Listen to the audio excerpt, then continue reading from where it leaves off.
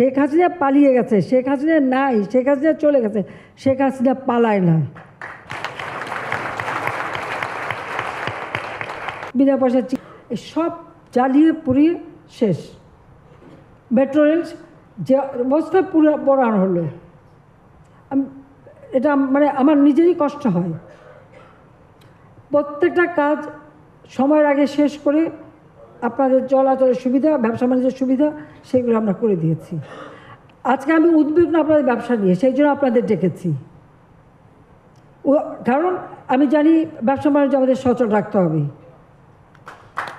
এবং ব্যবসা বাণিজ্য সচল রাখতে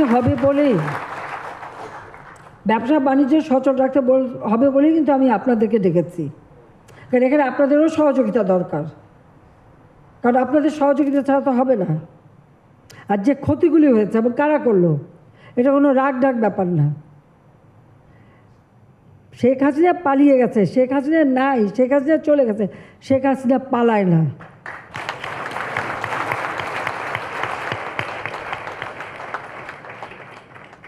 পঁচাত্তর সালের পর 6টা বছর হ্যাঁ আসতে পারিনি, কিন্তু যখনই সুযোগ পেয়েছি ওই খুনি, যুদ্ধাপরাধী, আমি জানি আমি যখন আমার বাপ মা ভাই বোন সব মারছে, আমাকে মারতে পারে, আমি পরোয়া করি নাই।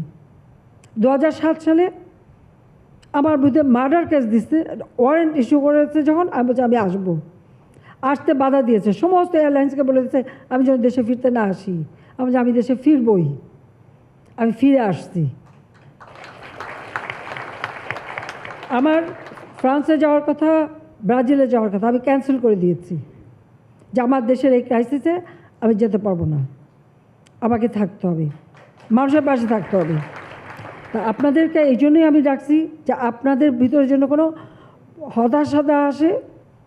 আমার দিক থেকে সব রকম সহযোগিতা আপনারা পাবেন।